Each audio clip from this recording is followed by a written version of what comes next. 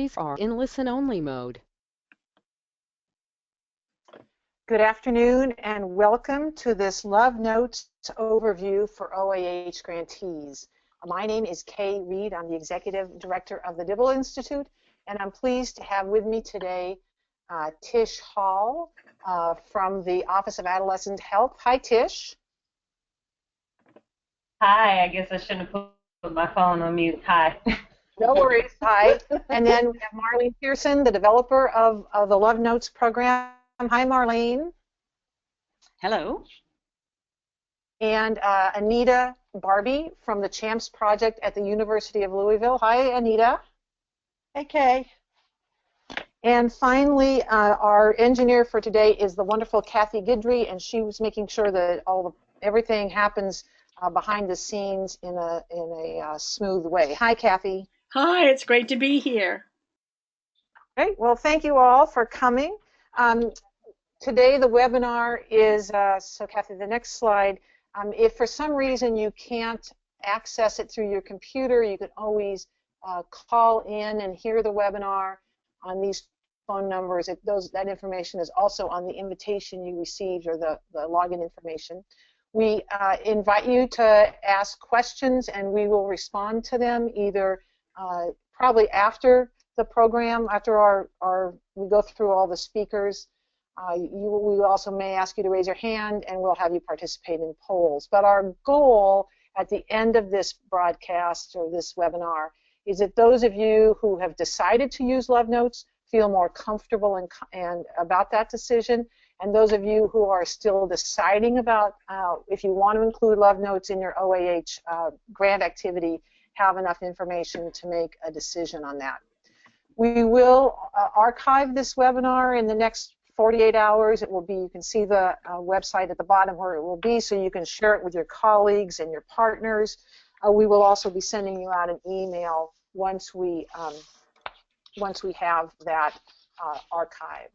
So to start, I wanted to ask you if you could help me out with a couple of polls.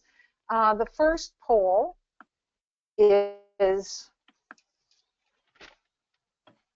so before, did you know about who knows about the Dibble Institute? Did you know about us before Love Notes was listed on the OAH list, or before news came from your federal project officer from OAH?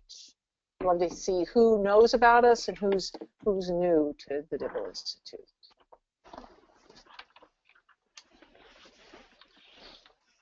Okay, well, it looks like 2/3, this is great, 2/3 of you knew about the Dibble Institute before this, and welcome to the 1/3 who are just learning about us. So pleased to have you on board.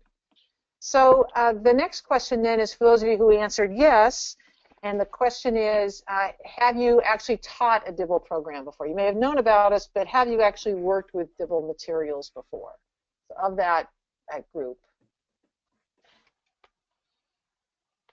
Okay, and the answers are coming in. It's 50-50. So of those of you who knew about Dibble, 50% have used a program and 50% have not. So that's great. You'll be able to learn a lot more about this one Dibble program, of which we're particularly proud of the work it's doing. But first I wanted to give you an introduction to the Dibble Institute. This is a photo of our beloved founders, Charlie and Helen Dibble. People often ask me where we got our name, and this is where it's from. Charlie Dibble was an engineer by trade, so a straight-ahead, fix-it kind of guy. And through the years, and especially after he retired as he was doing youth work, he often saw how family formation impacted his young friends. He'd been involved in Key Club and rock concerts for kids and all kinds of things. This was in the 70s and 80s. And he saw that when parents were having a tough time in their relationship, oftentimes that translated into children having difficulties. So he looked around to see what they were doing to teach young people about getting smart about their love lives, and he couldn't find anything. They were starting to do research so they could understand what it took to have a long-lasting, successful, committed relationship and marriage, but they weren't doing much to take that down to young people. So I was privileged to be one of 6 people he brought around his dining room table, and he said, I have a dream, and I have this idea. What if we translated the good research that's out there into teaching tools that then we make widely available to others so they can implement it. So here 20 years later, the Dibble Institute is in every state in the country. Kathy, if you can go to the next slide. We're in every state of the country. Over the last 10 years, we estimate conservatively that we've reached 1.5 million young people.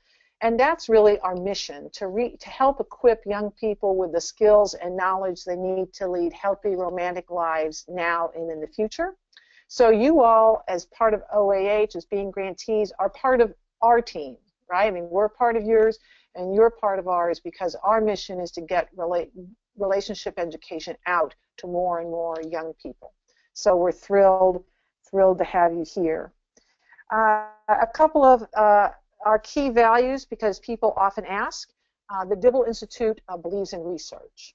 That's our backbone. That's where we base, that's just everything for us, right? It's what the research tells us. And so that means over time, we will adjust our programs as more research comes in. And for instance, we've changed there's been new information over the last 20 years on the risks of cohabitation and when it is risky and when it's not.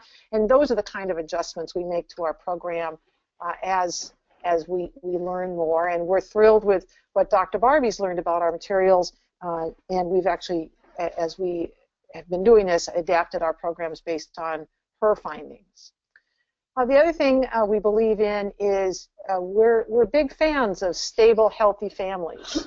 And I'm sure every that's like being for motherhood and apple pie. But we should remember, there are heroic single parents every day doing amazing work with their kids. So this means no disrespect to single parents, but it's hard.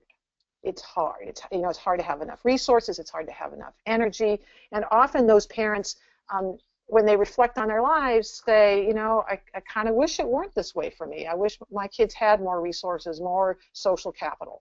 So we certainly respect the hard work that single parents do, but we also acknowledge that most young people, and this is studies going over the last 20 or 30 years, most young people aspire to a healthy, long-lasting, committed relationship, perhaps even marriage. Secondly, speaking of marriage, is when they're back up, Kathy. When we talk about marriage, we're talking about low conflict, right? So we aren't talking about marriage at all costs or relationships at all costs. If relationships are abusive of self or others or substances, they should go away. High conflict marriages and families are really horrible places for young people to be raised in.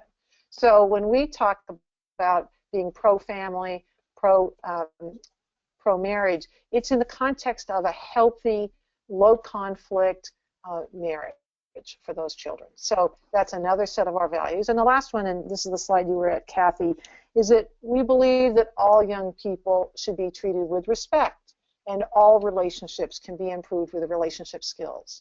So Dibble programs do not assume the gender of your partner. And we make sure that our images and our language is very inclusive, because there's not, and especially people dealing with young people, you can't say, let's all have the straight kids over here and the gay kids or Christian kids over there. You see a mixed bag of them, so you need to make it comfortable for everybody. And Marlene is very skilled at that, and so you should just know that we expect there to be gay and lesbian young people involved in relationship education programs, and we welcome them to those. So let's then start. So now you know everything there is to know about Dibble, and if you have more questions, my email will be at the end. But I'd like to introduce you to Tish Hall. Tish is not sitting in Washington, D.C. Instead, she's sitting in Maryland. And she was the project officer for Dr. Barbie's Tier 2 evaluation. And now she is the head person at OAH over with Love Notes. So she's the contact person we all have with OAH and that others have. She's the subject matter expert. So Tish, take it away. I'm going to be really brief. We wanted to, at OAH, we wanted to make sure that as we add new programs to the evidence list and availability for grantees to implement, that we had an opportunity for you all to hear exactly what the program is about, ask any questions of the developers or implementers previously on how the program runs, how it fits for your community, and also we wanted to make sure that you could ask questions about training opportunities and really hear the heartbeat of how the program, one, developed, and two, implemented during our Tier 2 Cohort 1 research and demonstration project through Dr. Barbie and the University of Louisville. So today, I hope you listen. There's going to be a lot of information shared. What we hope to do is to have another follow-up call once you have decided whether or not this program is for you and to fit the need of your community. Also, we want to make sure that if you do decide that you connect back with your project officer to let them know that that is your intention to be trained, pilot, and implement this program. And so we hope that today we'll have the opportunity to kind of talk through all of that. I'm sure we won't get to everybody's question, or there may be some questions that pop up after the fact, but you can feel free to email me, and I have connections to talk to Dr. Barbie or Kay or Marlene to be able to answer your questions. So with that being said, I'll turn it over to the next presenter. Great. Thank you, Tish. Thanks for being here, and thanks for encouraging us. So I want to introduce you all to Marlene Pearson. She's been a friend and a colleague, golly, for 20 years now, and I think of her as a personal force of nature. Marlene has such a big heart for disconnected youth, and it has to do with her. She's an instructor at Madison Area Technical College, where she sees a lot of young people in transition, a lot of young people who are really trying to get their lives together, and how often, despite all the levers that we still need to touch, right, the health and education and housing and everything else, that it's their love lives, it's that part of their lives that they make a bad decision about, and it derails the rest of their lives. So what is unique about Marlene is not only that she is the developer of Love Notes, but she's implementing it and working with these young people directly. So you have the confidence and satisfaction that this isn't somebody who's out, sitting in an ivory tower thinking about these things. She's on the front line every day working with the same kinds of young people that you are. So Marlene, why don't we start with those couple of polls? The first poll, so we can see what you have to say here. So, do the youth you serve have many examples of healthy relationships around them? How many of the youth you serve see healthy relationships in their lives? Oh my gosh, I've never seen a poll like this. 0 said yes, they see healthy relationships, and 100% of you said no, they don't see any healthy relationships around them. Yeah, sad but true. So the second poll, let's go real quickly back to that second poll. Things are not easy to do. And so among those youth you serve, do you see a link between the risky sexual behaviors they have and unhealthy relationships in their lives? How many of you see that link between risky sexual behaviors and unhealthy relationships? Well, and wouldn't you know it, the poll just flipped. 100% of you say yes, and 0% of you say no. So, Marlene, with that as an intro, take it away. Okay, well, thank you.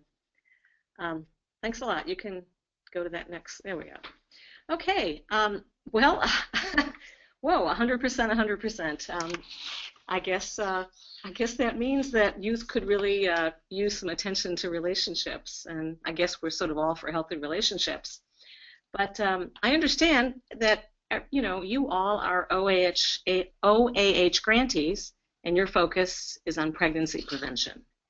And so I'd like to start by just suggesting that the ability to form and maintain healthy and safe relationships directly impacts the youth's sexual decision-making and sexual behaviors.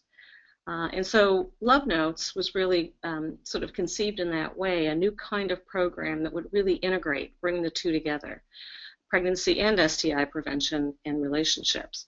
And in doing so, the belief is that it will advance prevention goals. That doing a more holistic approach like this would increase contraceptive use and condom use and also sexual delay. And so what I plan to do now, because I have about 10 minutes, is I want to do three things. I want to explain the approach, sort of the whys, why we think so, and then I want to describe what relationship education actually looks like, the sort of what, and then how to integrate the two, advance. And so let me start with the whys behind the approach. And I guess, again, I have to start with a statement, which is sexual behaviors, they don't occur just within the context of what a young person knows about their health risks or about what they know about condoms or contraception. When you think about youth making decisions about sex, it's done in the larger context of their lives and their relationships. We know, for instance, how a teenager defines, or a young adult defines their relationship, how they communicate with their partner, how they perceive the balance of power within the relationship. But we also know difficulties and challenges that they may have had in early life that they've experienced, their own self-concept. All of these things, their lives, their relationships, influence sexual behaviors and sexual health risks, and really down to things like when a teenager first has sex, or whether they use protection, whether they use condoms and contraception. Advance the slide. Secondly, advance the slide again, I'm sorry. It's really easy when you think about it to slide into risky sexual behaviors if you know little about healthy relationships, and even more so if you have a history of past hurts, especially early adverse experiences. Many young people, and especially our most vulnerable ones, say that they themselves don't have models of healthy relationships. So you were correct in your poll. You're 100%. Actually, youth have said that themselves, that they don't see a lot of models in their everyday personal worlds. And yet, when we've run focus groups and done surveys of youth, including very, very at-risk vulnerable youth, you find this strong desire to have healthy relationships. But what's sad is that they will also say that they have little confidence that it's possible, that they'll achieve it. You can even go further, ask them to describe, well, what are the elements of a healthy relationship? They actually do a pretty good job. Child Trends did a really interesting focus groups on this. They can list general qualities, but they will also say they have no idea how to get there. And many have very little sense of personal power in relationships. Advance. Thirdly, it's also really easy to make poor sexual choices if you've never been encouraged to think about what you want sexual involvement to mean. Advance. If you think about it, sex is not just about the body, it's also about the heart. But yet, how often do we ask youth to really think about sex beyond the usual health paradigm of risks and protection? And yet, I think that this would really help a young person define a context for sex that's personally meaningful. I mean, that's one of my goals. And also one that's really protective of their own aspirations in life. And isn't that really what we want? Love Notes teaches about intimacy. It's many dimensions, not just physical intimacy. It uses youth-generated poetry, narratives, stories, music, films. These are used to inspire and to help youth tap into their aspirations. And I think these mediums help youth consider, well, what would I want deepening levels of sexual intimacy to mean? Advance. Now, for sure, Love Notes really does offer, I call it the sexual health toolkit. Medically accurate, thorough bioreproductive sexuality, STI information, contraception, condoms, including, LARCs and emergency contraception. It offers practice with refusal skills, negotiation skills, and exit strategies. It's very robust in that. But, advance, Love Notes also does something else. It joins it together with the health model. It joins that health model with encouraging youth to define their own context for sex. And also, I use this word pace. What's the pace, for their intimate involvement. And then it embeds this into a robust relationship skills program. Advance. I want to spend a few minutes just talking about relationship education. Sometimes I look at programs that say, well, we know relationships are important and we spend time on relationships, but a really, I think, robust relationship education program involves quite a bit. And so I want to go through some of the elements just very quickly. I think number one, it has to offer ways to learn more about yourself, that good relationships really start with you. It doesn't start with meeting the right person. It's about knowing yourself, understanding yourself better, understanding a little bit about your past and how that's brought you to the present, and then deciding where you want to be going. I think it's also a good relationship skill program would encourage a young person to cultivate a vision for the kind of relationship that they want, to really think about their relationship expectations. I think it would also offer insights on choosing partners, guides for, well, what do you pay attention to? What should you be finding out about somebody that you're attracted to? I think also to help youth identify building blocks, solid foundations of good relationships, and then smart steps in moving forward and developing a relationship. I think another very important area is to explore the chemistry of attraction and romance, what happens in the brain. There's been a lot of work on that lately. Of course, poets have written about it for centuries, but we now have a much better idea of what's going on. And then the other thing is to really offer very clear ways to assess a relationship. Is that relationship healthy, unhealthy? And then a framework for how to make really important relationship decisions. A lot of times people slide, things just sort of happen. What do you need to know to make those decisions? Also, and importantly, is to raise awareness of early warning signs of, teen dating violence, of dangerous relationships, where to get help, how to help friends, but also to go a step further and to really practice drawing the line of respect early on, because that doesn't come out of nowhere. I think the working assumption here with relationship education is that these kinds of elements might really help a youth think more deeply, learn more about relationships, and be more discerning about when and where and with whom they become involved with. Can you advance the slide, please? Relationship education also includes, very, very importantly, communication skills. You need those communication skills to maintain a healthy relationship. We know that many relationships, they start off good, but poor communication and conflict management slowly destroys them.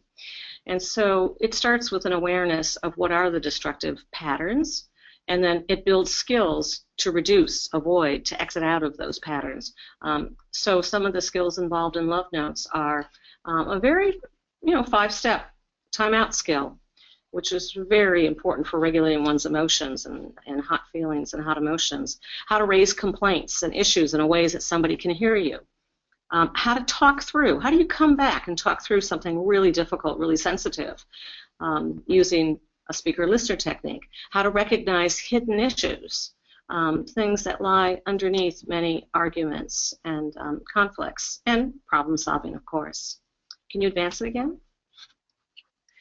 But I think when you put this all together, it starts to add to a young person's ability to negotiate their intentions, to assert their intentions, to define the relationship, to assert their boundaries, to make decisions about how fast, how slow they want to pace, the pace of their relationship, the physical side of their relationship, and to be assertive about that, and to be assertive on the use of contraception and condoms. To be, I guess, really, to sum it up, to be intentional in a very meaningful way and to act upon aspirations. Can you flip one more slide? I think also, we need to add a new kind of pregnancy prevention message. I call it through the eyes of the child.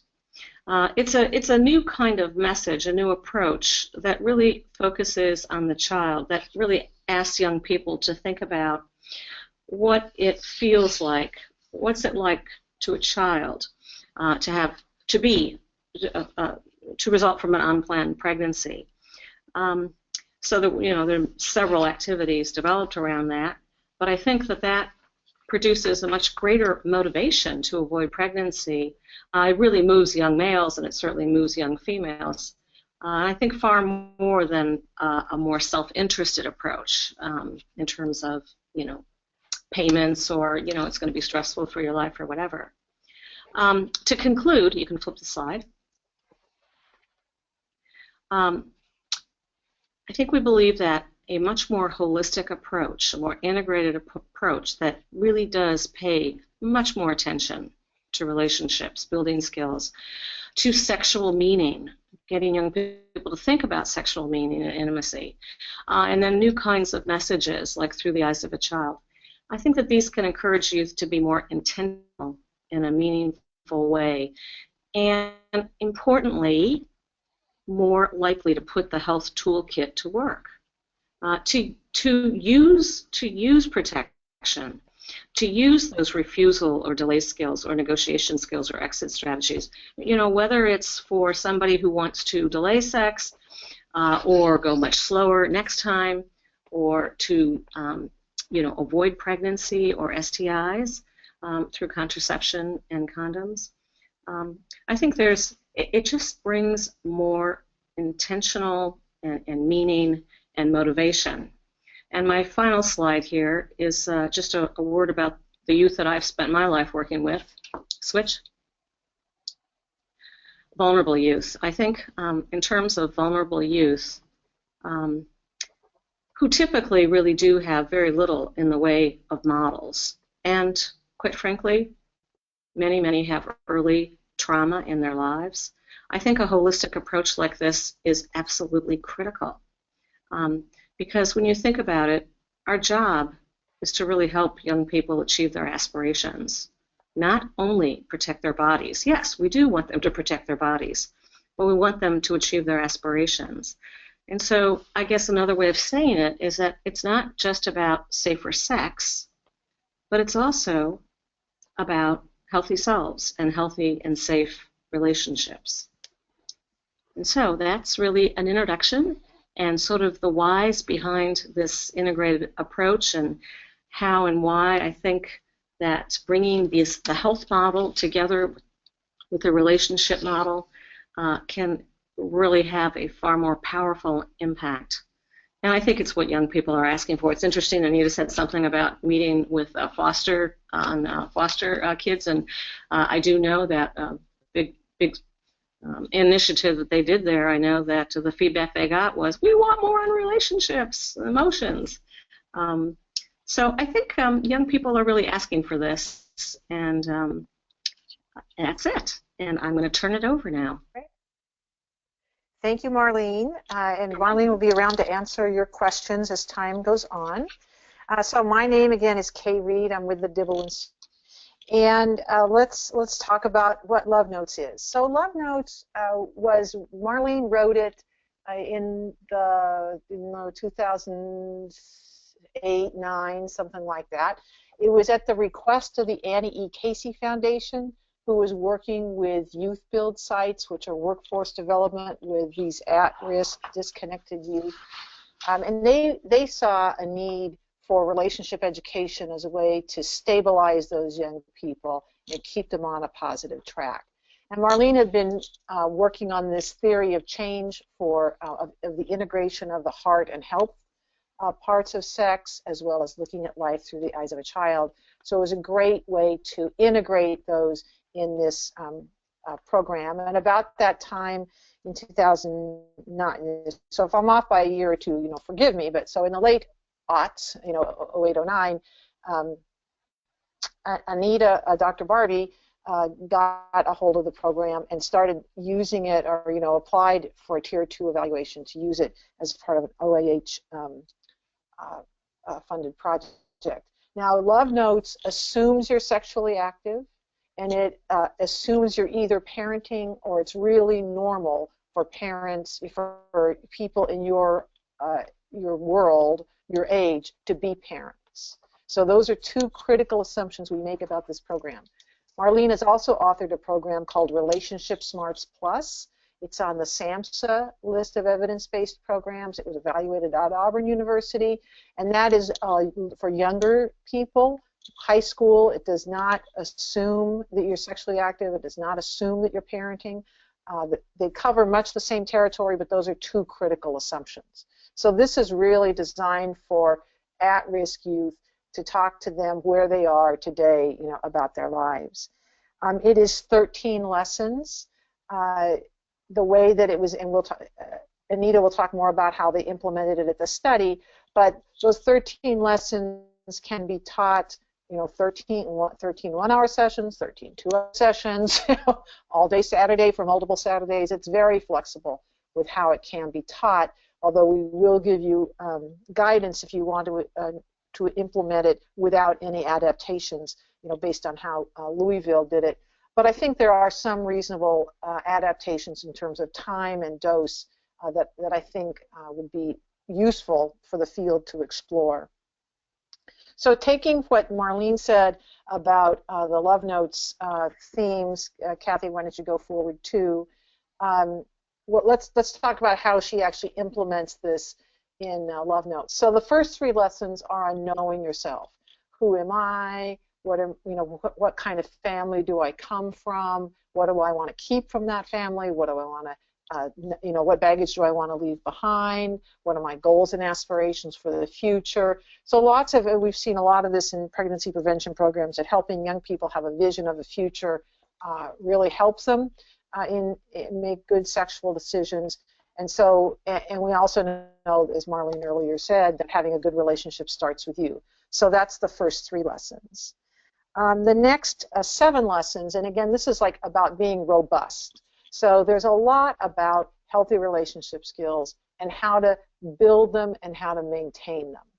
So there you're going into, how does your brain act? What's happening in your brain when you fall in love, and when you're feeling like you're just walking on air and you can't think of anyone but your beloved. Enjoy that, but slow down.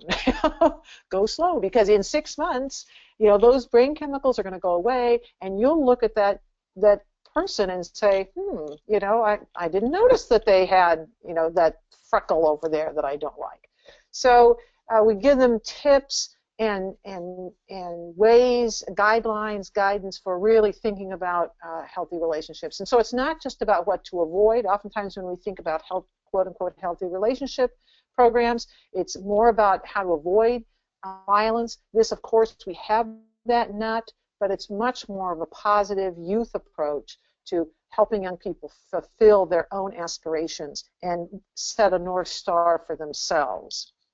The third theme is what Marlene talked about, integrating the health and the heart-based approach to sex. And so there is a robust lesson on a sex ed lesson, very robust, medically accurate, up-to-date, great lesson. But there's another important lesson, which is, what do you want sex to mean?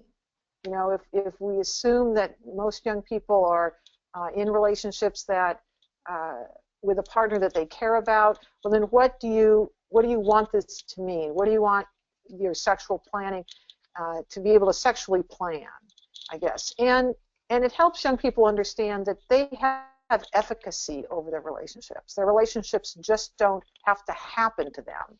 They actually can choose in their relationships. And finally, the innovative approach to pregnancy prevention, we think, has a lot of power, and what Marlene discovered has been picked up by other authors around the country, country, most notably Kathy Eden, and that is, parents really want to do the best by their children. And family have a unique and very strong way of motivating behavior change. So instead of saying to the young people, well, you'll be poor, and you'll be miserable, and you'll be uneducated if you don't, if you get pregnant too early, we aren't focusing on them. We're focusing on what it means to children, not in a shaming way, not, because we understand lots of these people are coming from a similar background, but more in terms of what are your aspirations and how can you set up your life so that your aspirations are in sync with your actions. And we give them those tips because no one, we don't tell young people these things. So it's a great lesson, both about what children need, and then we talk specifically about fathers. So this is not a girly program. It has lots of, because it was built, written for youth build, it's really has lots of great male examples, and we find it works well in mixed settings. So just some fun slides to show. Marlene also uses a lot of media, movies and songs. And then this is a series of 4 slides of sculptures. They do art and sculptures. And this series is about having young people write or sculpt what this looks like. So if you have a relationship that's mostly about sex and money and status, and so this is, you can see there's a girl. The boy is in bed, and he has money on the bed, and he's throwing money around, and the girl is over on the side, and she's kind of worried about her boyfriend, and there's no real foundation for this relationship. And so, by doing this different modality, young people are learning these concepts in another way. The next slide shows the opposite, what it means when there's attraction on many levels, that the heart means we're in love. The little basketball means we support each other in our own hobbies.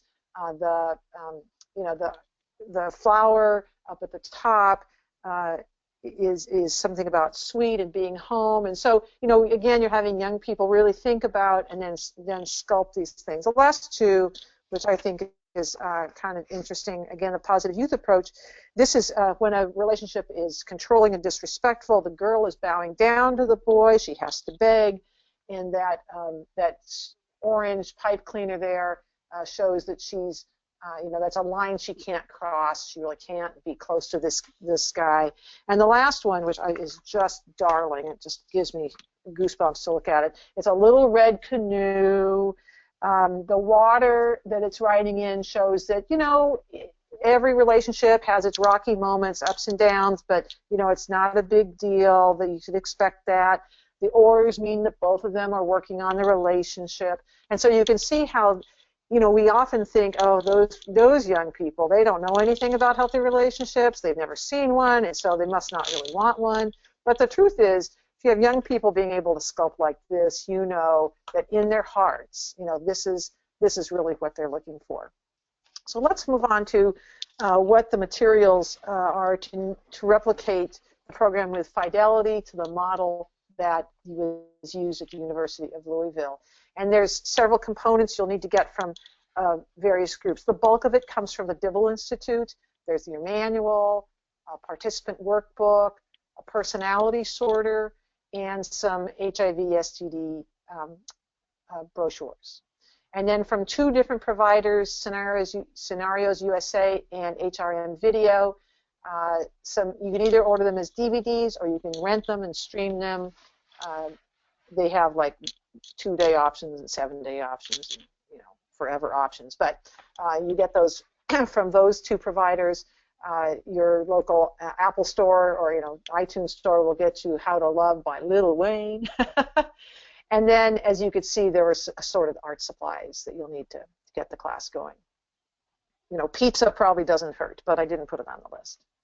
Okay, and then training to replicate with fidelity. So an adaptation. So Anita took Love Notes and she made some adaptations for her intervention and for her study. And one was in the training. So we are following her recommended training. It's a 3-day training of educators. So those are educators we're defining as people who actually work with the young people. I want to talk to you all at the conclusion of this, because we talked to Trish, or engage you all in a discussion, because we talked to Tish about potentially finding if enough people wanted to be trained like in early June so that they could be piloting over the summer, we'd be happy to accommodate that by finding a central location at some gateway airport city and bringing in 2 people from a variety of organizations to get trained and to do a pilot. So if that would be helpful, think about that. We can work on that.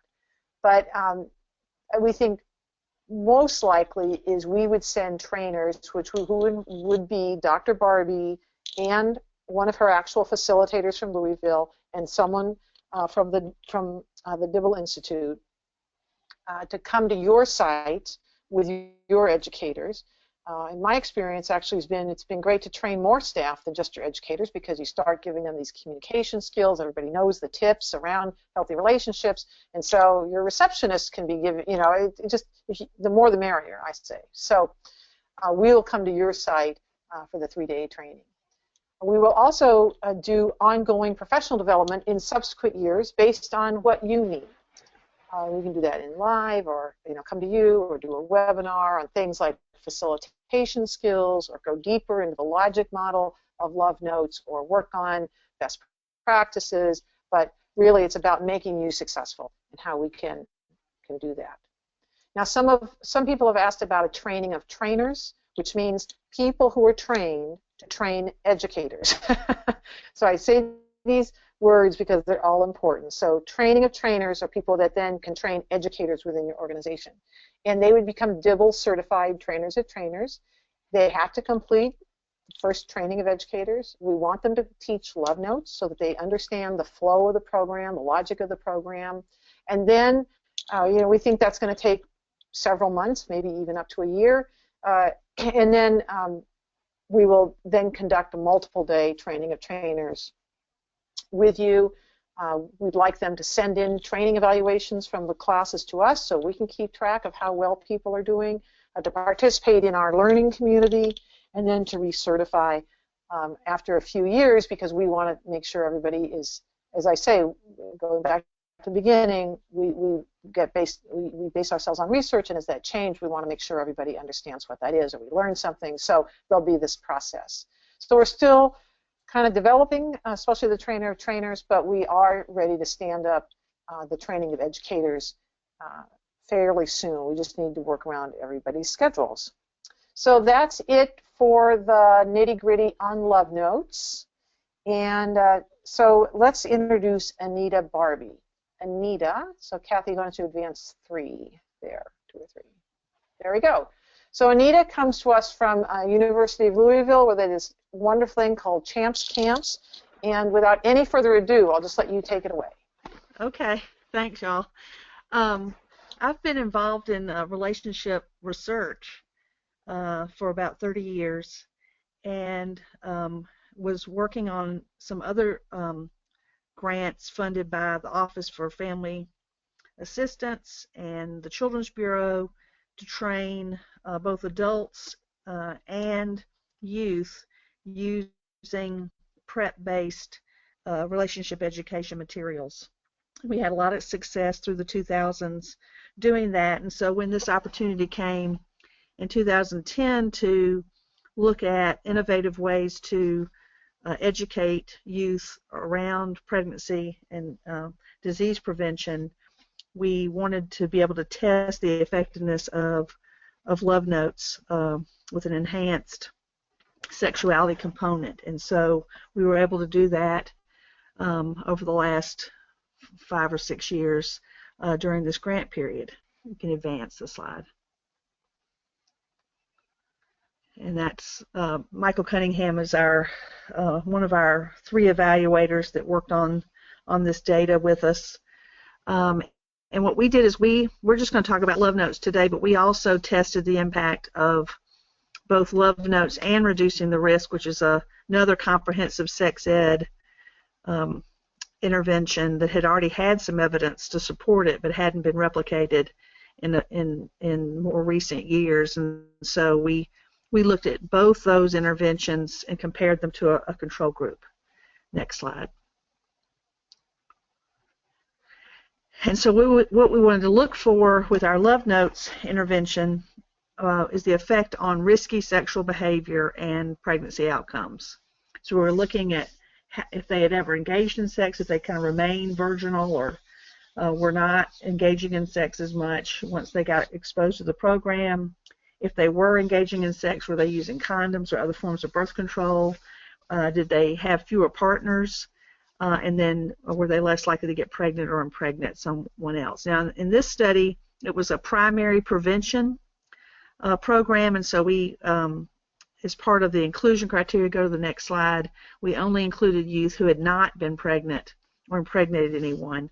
And so in those materials that talk about having children in the Love Notes curriculum, we just said, think of in the future when you do have children, how do you want that to look, as Marlene was saying. These kids all didn't have kids yet.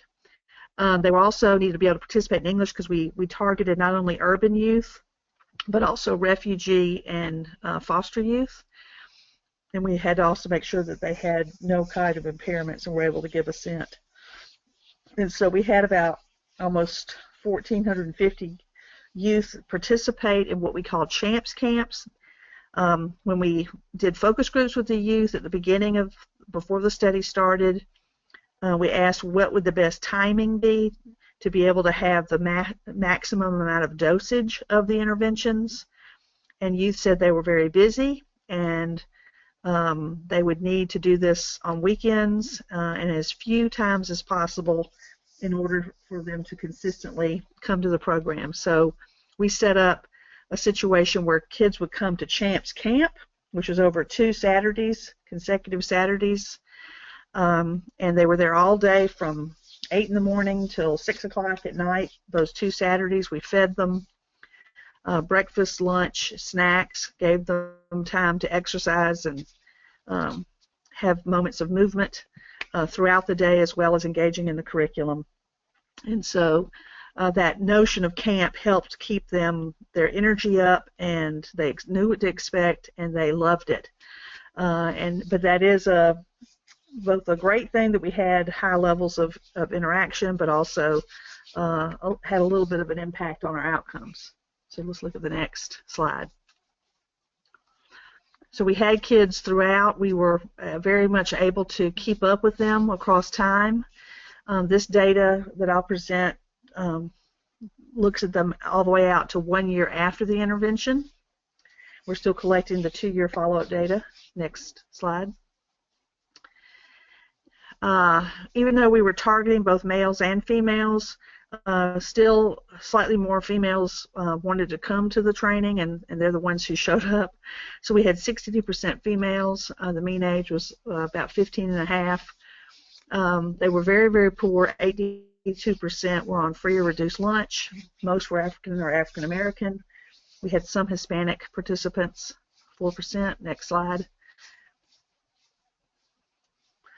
Most were urban, and about 9% were refugees. 15.5% were currently in out-of-home care, meaning they were in the foster care system. And between 21% had ever been in out-of-home care in their lifetime, and there had been some involvement with Child Protective Services in their life. We did not target LGBTQ community, but just in our canvassing of these neighborhoods and our work with lots of community-based organizations, we were able to reach almost 17% LGBTQ youth in our sessions. So it's applicable. We can show that it's applicable to that group as well. Next slide. We did this in the community. Our school system doesn't have enough time to spend on evidence-based interventions that last more than 8 hours. And so we worked in community-based organizations throughout the parts of our city that are very poor. There are community schools that have lots of out-of-time activities after school. We were there. We were in organizations serving refugees, those serving foster youth, lots of youth community centers, after-school programs, and neighborhood play sites where lots of governmental agencies are co-located, and kids are getting all kinds of services there for health, and other services to help them in school. Next slide. And this next slide shows a picture of Louisville and where the kids came from. You can see a high concentration on the far northwest corner, and that's where most of our African American population in Louisville lives. As you go further south, you get more of the immigrants and refugees, and then even further south, you get more working class and poor white folks. We're a very segregated city. You'll see another little cluster in the Newburgh area off to the right in the middle, and there's another group of African Americans who live in that part of town. So you can see we targeted those kids and we were able to reach them. Next slide. Between the ages of 14 and 19. So it was a cluster randomized controlled trial with 6 points of data gathering, pre-post 3, 6, 12, and 24. The younger kids below the age of 18 got both parental consent and they assented to the study, and then those 18 and older, and as they became 18, signed consent forms to participate in the research. Next slide. When the kids, we did a lot of work in these community-based organizations and just in the community in general, talking to parent groups at schools and churches and other organizations. A number of churches were a part of our study. And the families were helping to get their kids to this program. And once the kids showed up on a Saturday morning, we got them fed and energized and put into a room to take a pretest questionnaire, and then we randomized them to condition because we wanted to make sure we randomized based on the kids who actually showed up.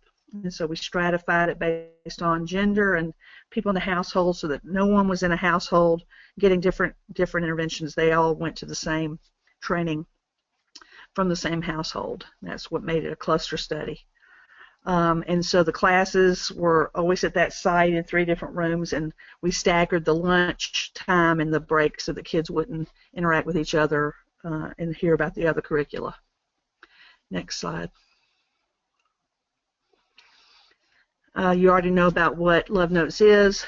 Some of the modifications we made that are part of the package you'll get if you decide to use this intervention for your current OAH grant.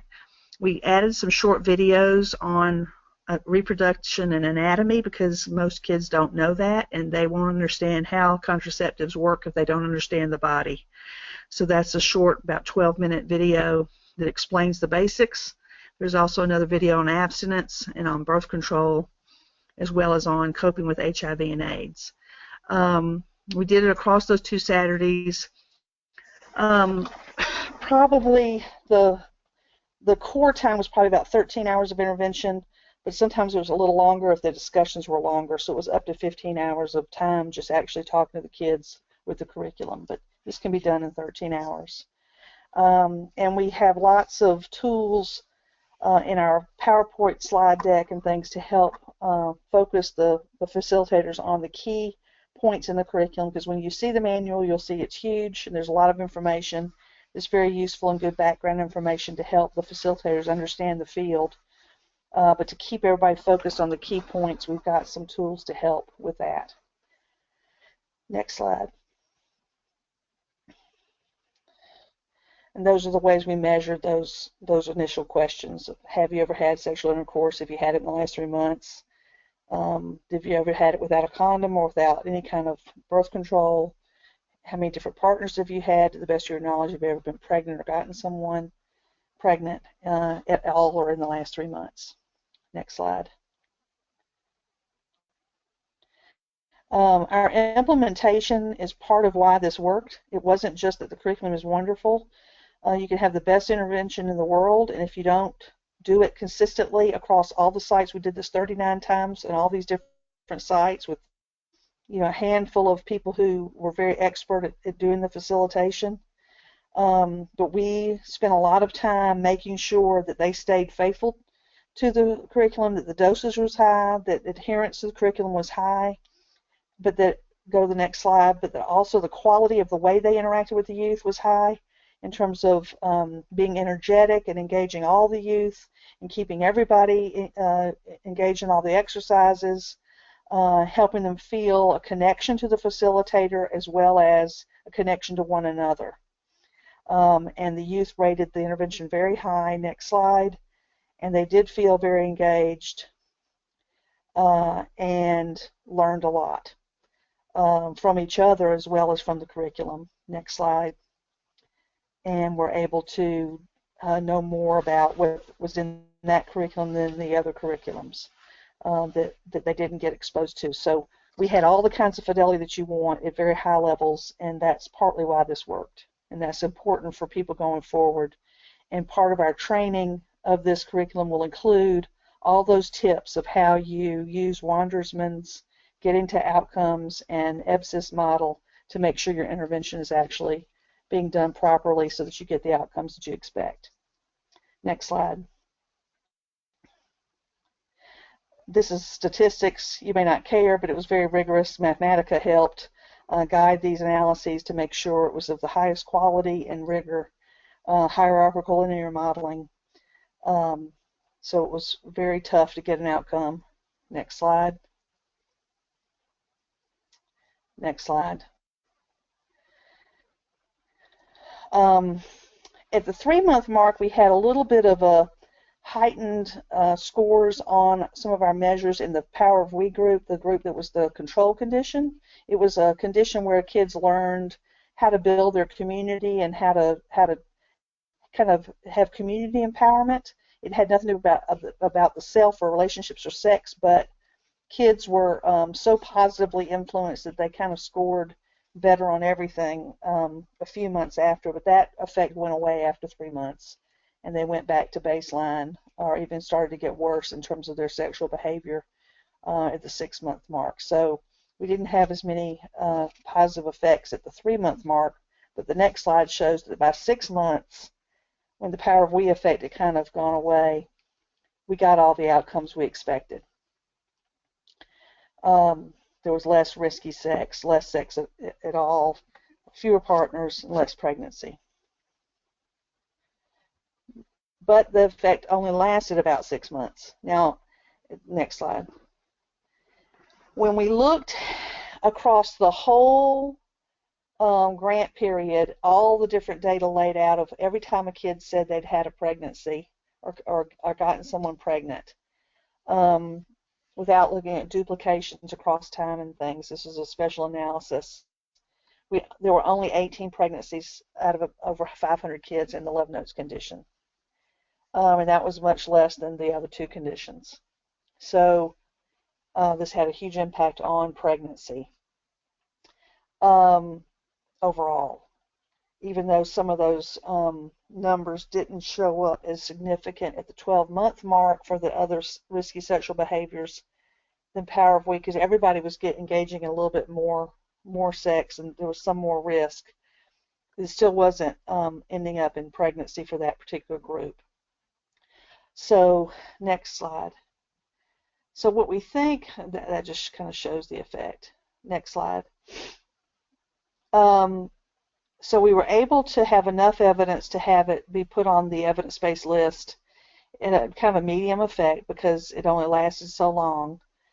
And we think, next slide, that the reason that neither one of these lasted longer is because of our truncation in the way we did the intervention. It was only over that short period of time of a few weeks.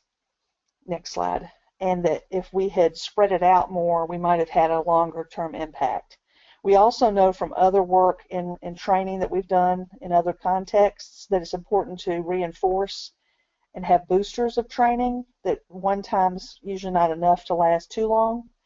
And so we think if you want to have an impact up to a year or longer, that people, especially in this day and age where there's a lot of media and a lot of things kind of taking the time of youth and their attention, that repeated messages over time are going to be important. So we would recommend that people do booster sessions and spend time, a little bit of time reviewing some of these concepts, either through text messages or some other kind of mechanism so that you kids keep being reminded of what their goals of life are and why they don't want to have kids at this point.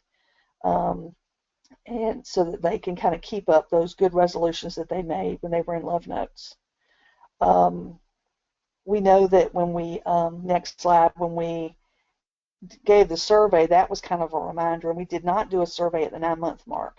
So we wonder if those were kind of serving as boosters, and that maybe if we had had a survey at that time period, that would have helped us with the final evaluation. Next slide. But there were some cumulative long-term effects. For Love Notes, it really was having an impact on pregnancy, and there were many fewer pregnancies, and much fewer than what we were getting in Kentucky. We have about 84 out of 1,000 African American girls get pregnant in Kentucky. So those numbers are much lower, and we think we could make a really big impact, not only on the lives of children, but on our economics if we could get this into the hands of all the youth in our state. Next slide. I think that y'all all know this now because you're all in this webinar. I think that's it. Great, great. Thank you, Anita. That was wonderful. So I have some questions that have come in, and let me start with this one from Elise. We have reason to believe that many of the teen pregnancies in our communities are instances of statutory rape. How can Love Notes, or do you think Love Notes would be able to help prevent those instances? Who wants to take that, Marlene or Anita? Yeah. Well, I mean, Anita can answer, I can answer too, but, yeah, why don't you start? you know, I think certainly, you know, one of the premises of Love Notes is we want to help people do things differently next time. Okay, not just, you know, have you ever done this or done that or whatever, but like next time. And I mean, so many people don't even realize how they're getting involved in really unhealthy relationships. I mean, they have no kind of guides or anything. So, you know, and they learn so much concrete. It's not just, oh, here are the qualities of a healthy relationship. I mean, it's like the guides, the frameworks, building blocks, steps, ways to assess. You know, I know that another curriculum I worked on earlier with PrEP, Within My Reach, which Anita, I think you were talking about that before. You know, their study shows that more females have left abusive, dangerous relationships with that intervention than some of the more traditional DV prevention approaches. So again, sort of awakening and cultivating a sense of what's healthy or unhealthy and ways to know that, and then also all the communication skills and models they get through films and music, and there's a lot more music in it too, images and poetry. I think it starts to build a sense to, you know, be able to see that. So Anita, you should add. So when we one of the things that we had our trainers add to the slide deck when they were talking about pregnancy as well as the violent relationships is the fact that the average age of a partner of a girl who gets pregnant is 6 years older, and we kind of had the kids do the math. So we really directly address that, and we think people need to do that because it is a huge problem. And we could look at our data to see, because we have the age of their partners, so we could look to see if that reduced that particular piece. So that's a good question.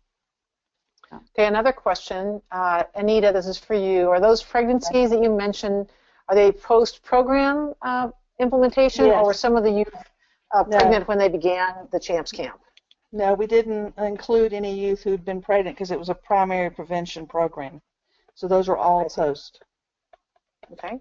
And then for you, what did you find the size of group and the ratio to facilitator of facilitator to youth? What do you think a good ratio is? All of our groups were between 10 and 20 youth, and probably 15 is ideal.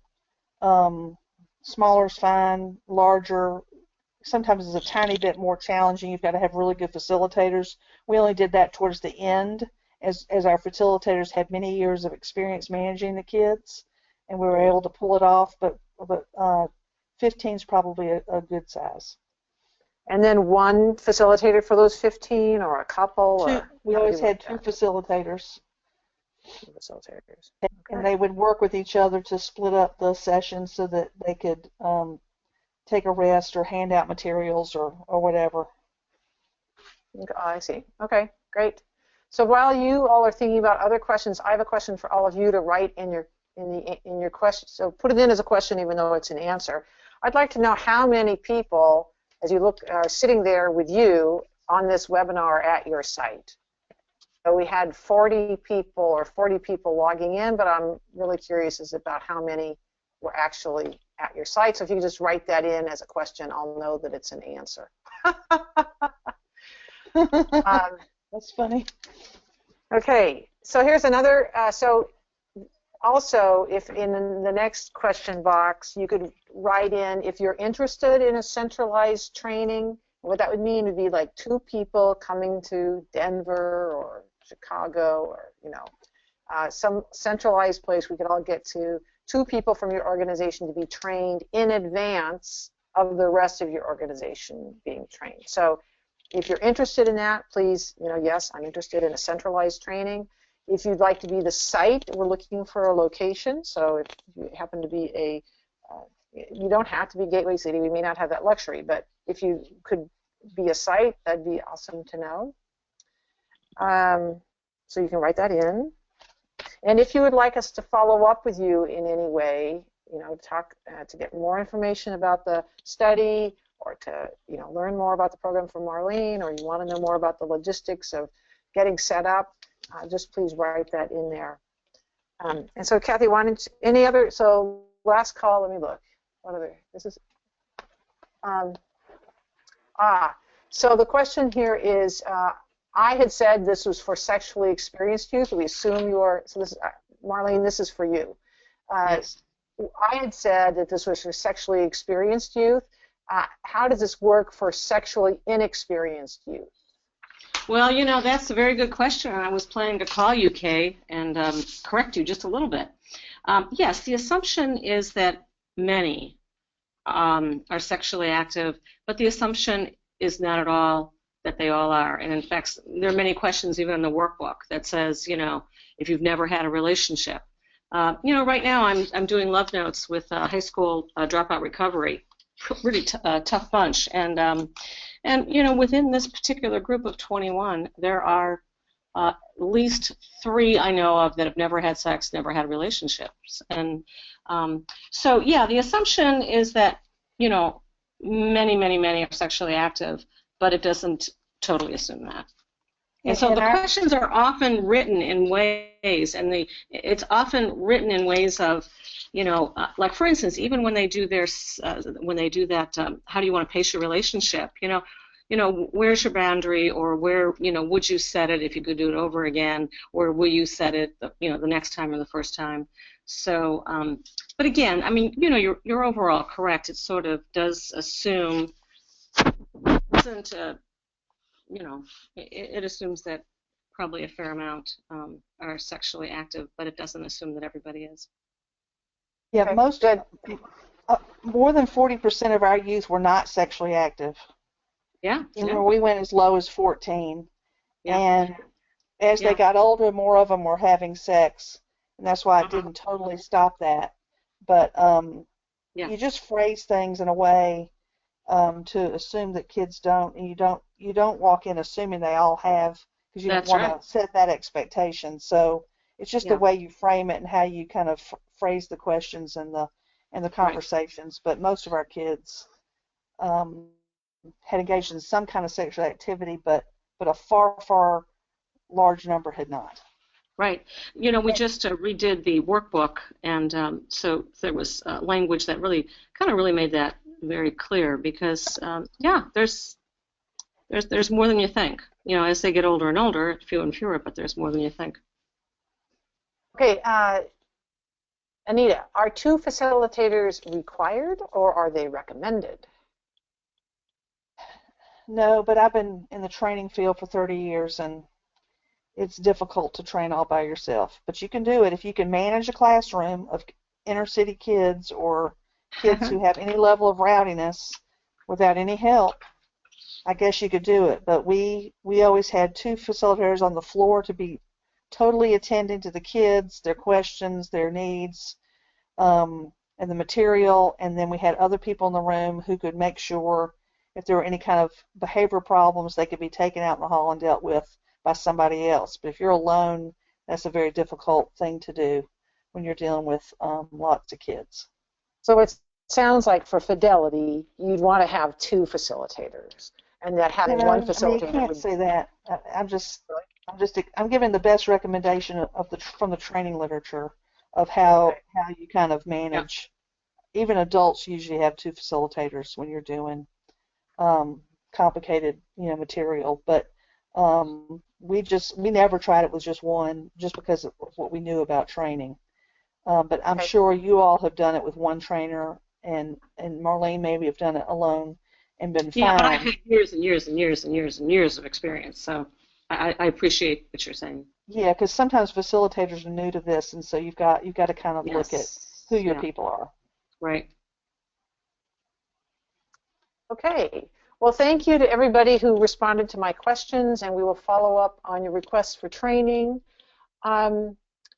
Tish, is there anything else we need to, if there's no other questions, Tish is, and then Kathy will go advance to the next slide. So, Tish, anything else from you? There's nothing else that I want to add, but I do encourage you to go back through and look at the information that you've been presented. Think about how it relates to the population that you would like to serve. I know plenty of our OAH grantees have expressed an interest to have some form of relationship-based intervention, and this is the first opportunity we've had to do that. I advise you to kind of look through, make sure that this works for you, and speak with your project officer to determine whether or not this is a program that you would like to implement.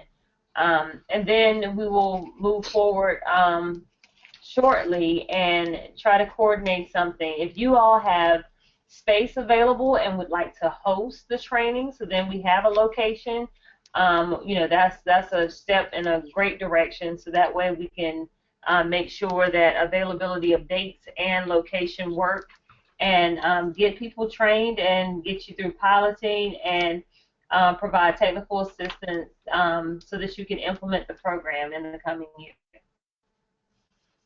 Excellent, thank you. So to wrap it up, let's keep in touch. So for those of you, 30% of you who are new to us, well, actually, we are happy to give free digital copies of Love Notes. So it's a copy, you log on to a website and you see it online. So if you would like a digital copy of Love Notes to review, please write it in your question box. We're going to use that question box a lot. We have a monthly... Excuse me. Okay, I was just going to say something. I'll wait till you're done. No, please go ahead.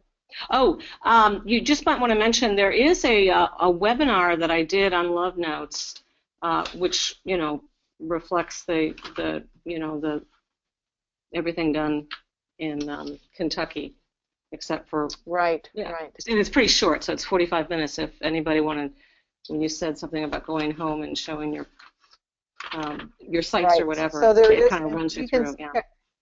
Sure. So what we can do, we've been doing these webinars for a couple of years now. So Kathy, if you would be so kind as to make a note of, let's get the link for that, and we'll send it out in the follow-up email to everyone. So Marlene did an earlier Love Notes webinar, and we have this one.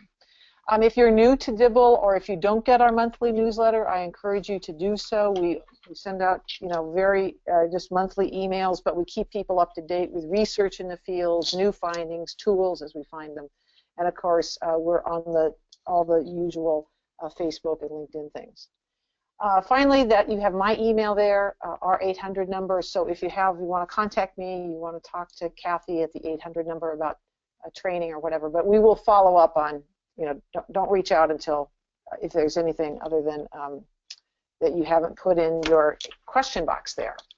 So thank you. The webinar will be available in the next 2 to 3 business days, and then we'll send you a link so you can share it with your compadres, and we will also put a PDF of this PowerPoint onto the same website so you can download a copy. So I appreciate your attendance. Thank you, everyone, and we are so thrilled to be working with you to reach even more youth with really great relationship education. Thank you, everyone, and we'll talk to you later. Thanks. Bye.